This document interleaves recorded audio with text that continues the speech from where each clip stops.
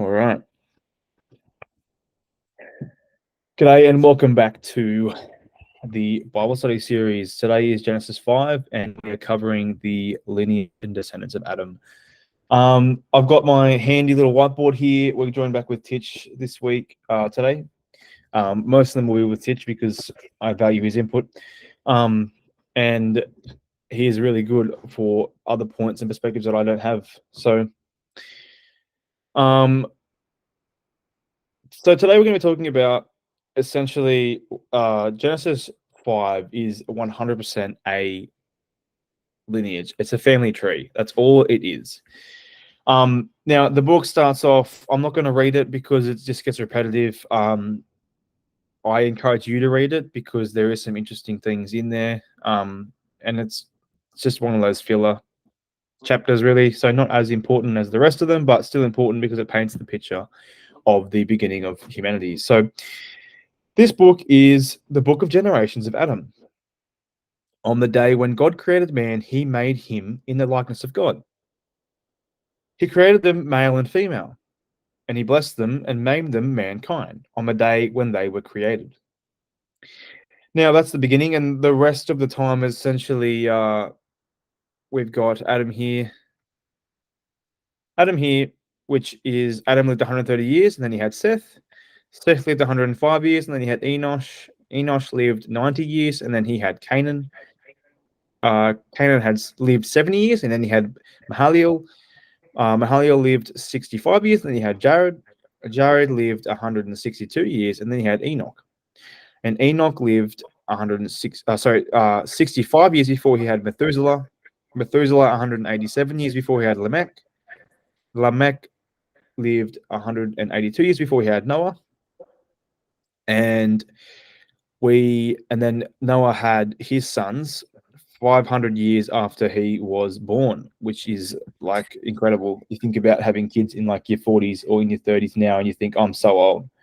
But this guy was 500 years old. Like he's borderlining on expired, you know?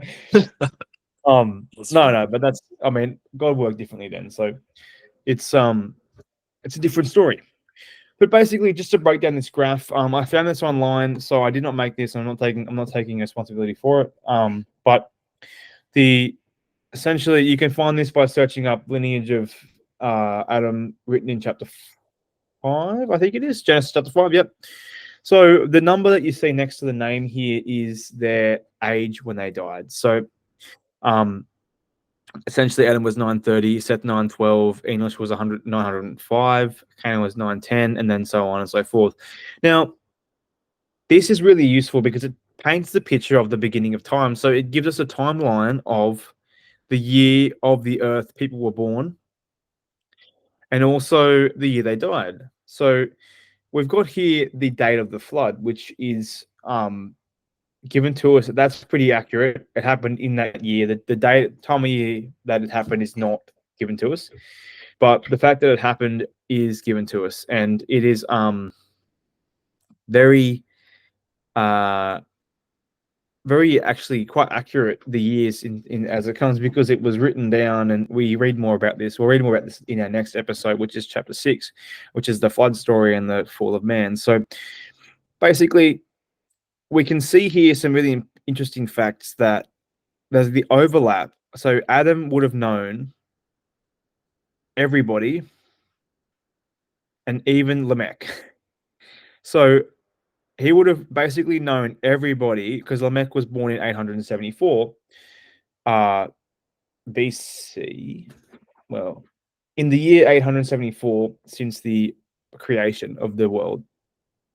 So he would have been, when Adam died, he was, Lamech was, I'm going to butcher this, 26 plus, so 56. That's 56 years old, and we can assume that's old enough to recognize and remember. So Lamech was 56 when Adam passed away. So Adam knew everybody that came from him besides Noah before the flood, basically, which is pretty cool. So basically what happens is the one of the things that is on this sheet as well is that Enoch uh, didn't die. So you'll notice that these have all got died. Enoch didn't die. So the part about Enoch, which is written here, basically says that you better rein it in, buddy. You're distracting the audience. So it says here that Enoch lived 65 years and fathered Methuselah. Then Enoch walked with God 300 years. After he fathered Methuselah, he fathered other sons and daughters. So all the days of Enoch were 365 years. And Enoch walked with God, and he was not, for God took him. And we read later on that he is a just man made perfect. He is just, he is a perfect man, essentially. Come on. So Prayers up for Enoch. yeah, well, he's actually sorted. He doesn't need prayers. What is But it? W's in the chat. I meant to say W's in the W- chat for Enoch. bro, someone take this guy away. No, so he actually didn't. He the curse of death was taken away from Enoch because God saw favor with him, and because he walked with God 300 years.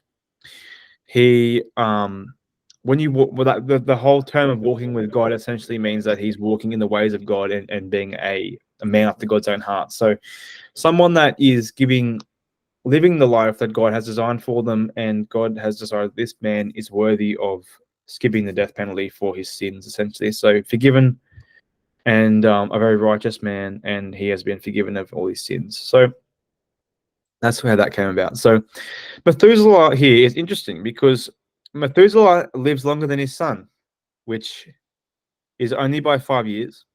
But we can kind of see here, based off the overlap, that it's very likely that Methuselah, although being the oldest human ever to live, may have actually died because of the flood. So he might have had a few more years in him after, if the flood didn't come. So, essentially, so Noah lives here. He's the oldest man to ever live past the flood, basically. So he dies at 950, which is very, very old. And that is cool. And we're going to cover this in more detail in the next episode. But for the purpose of today, we're just going to say that this is the surviving family and then the sons of Noah. So over here, I'll focus now on this list. So you'll notice that last episode we talked about in the last part, we weren't going to go into detail on the back end of chapter 4. And this is because that it basically spells out the lineage of Cain. Now, Cain is not necessarily important because he dies and his lineage is wiped off the face of the earth when the flood comes. And this is also Abel having died in the beginning of chapter 4, and also the other sons and daughters. These things are not important, and that's why they're not written, because the direct lineage and descendants of Adam that go into the Noah's Ark and into that survive the flood are Adam, Seth, Enos, Canaan, Mahalalel, Jared, Enoch, Methuselah, Lamech, Noah, Ham, Shem, and Japheth. Bro, you're cooking. So basically what happens is the reason why these are not given dates and they are not given years is because God does not think they need them. So in this case, Cain is essentially just a filler. So because he's stuffed up in the beginning of time, his seed is cursed, and they are basically no longer worthy of redemption or living. So when the flood comes, they are essentially wiped off the face of the earth, and so are the other sons and daughters here. So that is why in the book of Genesis, you do hear more about other people later on, like here and there. But the important part here is that Adam, the lineage, the genealogy of Adam, which is what this chapter is specifying, is imperative for the setup for the flood. So Seth essentially is the redemptive child that was given to Adam. So that is where the good seed comes in. So Cain is a cursed seed, and Seth was given to Eve and to Adam as a replacement for Abel. So this is kind of like two parallels of good and right and wrong, essentially, in the sense that Abel's taken away. So to balance the equation, God put Seth in.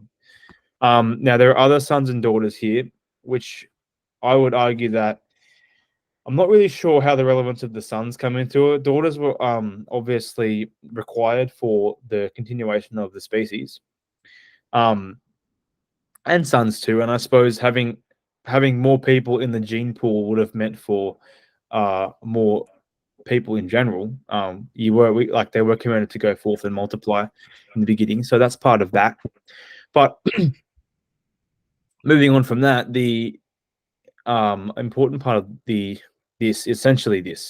So it's just the direct lineage that came to Noah, and you'll see this later on where God does not really care as he cared definitely about them, but he just like for the purpose of history telling and keeping the facts simple and clean, he's just gone for the lineage of Adam just here, which is the important stuff. So after the flood was the continuation of humanity.